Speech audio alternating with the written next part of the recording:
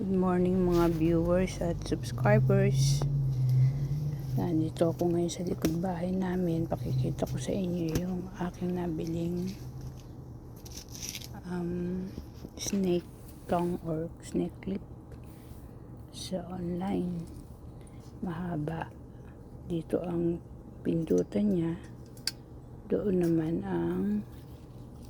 dito naman yung panghuli.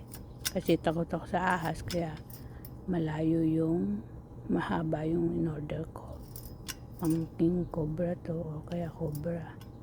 Pwede rin sa malaking sawa.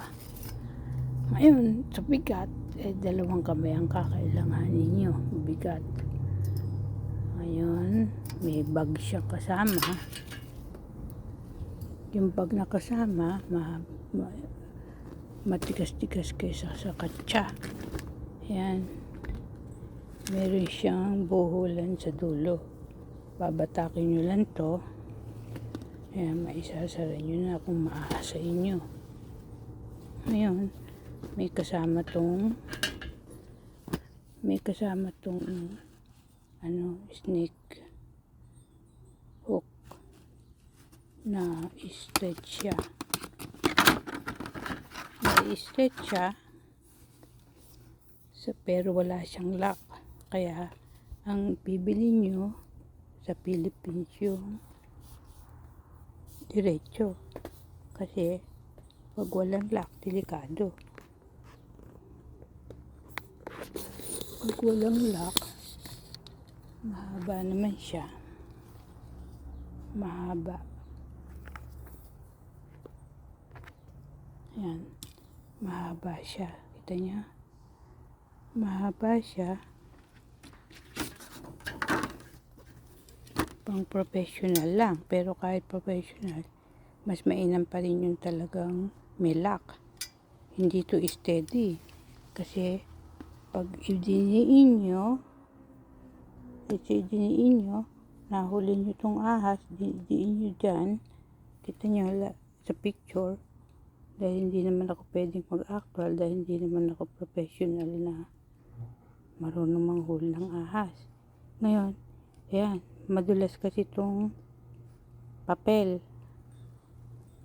Pagka diniinan yan, papalapit na kayo sa ahas. Ayan. So, pwede rin ito sa mga nahuli, kasi pag idiniin na ganyan, doon, tas apakan nyo yung bandang gitna ng ahas para hindi magpapalat. Saka nyo dadamputin yung ahas. Ngayon, kailangan close nyo yung bibig niya, or else makakagat kayo. At saka nakadiin pa rin tong snake hook. Steady lang ang pagkaka-hold bago nyo gamitin ang kanang kamay nyo para nyo kunin yung ulo. Press down nyo pa rin. Press down pa rin yung snake hook. Sabay na naka-press down at hold nyo yung ulo, sarado ang bibig. Tsaka nyo pipigain yung pisngi. Kasi nahando sa pisngi ng snake yung venom para ma-dry bite kayo. Ngayon, kung maaari naman marami kayong mga prutas na bulok, kagaya ng Indian mango, balot ng saging, balimbing, ipakain nyo na para dry bite bago nyo kundi kayo talaga bihasa. Ngayon, ganun din itong maliit, nabili ko, nagsayang lang ng pera, 2 piraso, tig 2 piraso. Ang itsura niya sa online, mahaba. So, mukhang yung ginagamit ng mga professional na ganito, maliit siya. Doon sa mga picture, kasama nitong long snake hook. Pero, pag binatak mo, mahaba, pang professional lang. Hindi pwedeng pang beginner. Kaya hindi ko rin ito magagamit. Pati ito, hindi ko rin ito magagamit. Hindi ko malaman kung pwedeng panungkit din sa ubas na tanim ko o kaya yung mga sapot. Subukan ko nga kung kaya yung sapot. Yung sapot ng gagamba.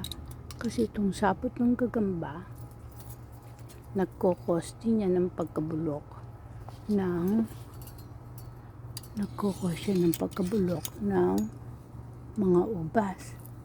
Kaya kailangan pinagtutuunan ng pansin din yung pag-alis ng mga sapot na yan. Kaya yung mga sapot, yan, pinagtsatsagaan niya.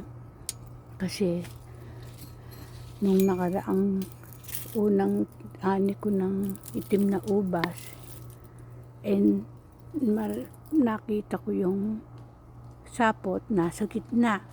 Nabulok yung dalawang kumpol na ubas. Ayan.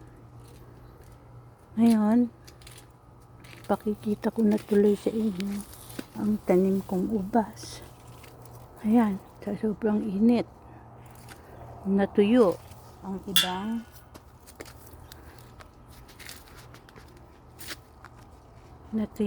ang ibang ubas.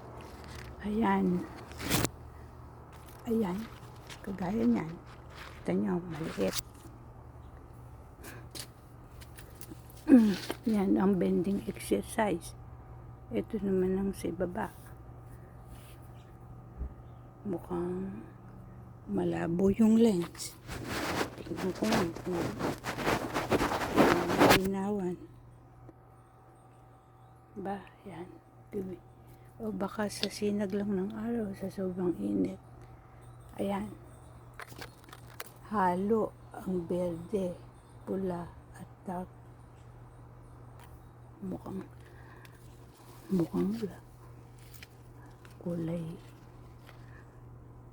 kulay itim, black. Ayan, ayun. Oh, teka, kailangan nito. Ito nabibili dati sa 99 cents. Nagsara na ang 99 cents. Pwede itong gamitin sa mga pampulot-pulot ng mga dumi. Ayan. Ang mura-mura lang nito sa 99 cents. Bakit kaya na-bankrupt ang 99 cents? Pang-alis ng ito yung dahon. Kasi, kung sa inyo maulan, itong dahon na to, sagabal din yan sa kaunlaran. Pero, kung lalagay niyo sa ilalim ng plastic sa compost, yung para hindi maghulas. Ito naman, ayan, mahirap din. Mahirap mainam pang kamayin. Kaya lang, kung merong nito, mas gumagaang. Kasi, hindi nyo na kailangan ipasok yung kamay nyo sa loob kahit malayo. Ito. Ayan. Yung iba na-spray ko na ng water hose. Kasi nagkokos din ito ng pagkabulok ng ubas. Kagaya niyan, mahalaga yung ini-inspect yung ubas. Tingnan nyo to. Oh, doon na sa bakal. Ayan. Eto pa. Ngayon, kumbaga sa mahirap siyang abutin pag malayo. Ayan. Alisin. Ayan yan. Kaya ako yung may bending exercise ngayon. Dahil ako yung nakaupo. Kadalasan kasi siyempre pagka lang nasa bahay, nakaupo, nanonood ng vlog nyo. Ayan. Oh. Shout out sa mga vlogger sa Pilipinas. Ayan. Shout out sa family ko. Ouch. Ayan. Ganyan ka, mukhang napakadaling trabaho mo. Para sarap lang ang pinakamakain ng ubas. Ay, pero mahirap mag-maintain ng ubas kasi Kagaya niyan, pag mainit ang weather dito, mahigit 100 degree. Sobrang init talaga, para kayo lang nasa Pilipinas. Ala. Ayan. Yung kasing mga sapot ng gagamba na yan. Yung mga sapot ng gagamba, nagkukos ng pagkabulok ng ubas. Saka yung mga bulok na dahon. Kita nyo yan. At saka kasi kahit isprayan ng water hose, yung iba, maganda ang kapit sa itaas. Hindi naaalis. Hindi naman advisable na alukin.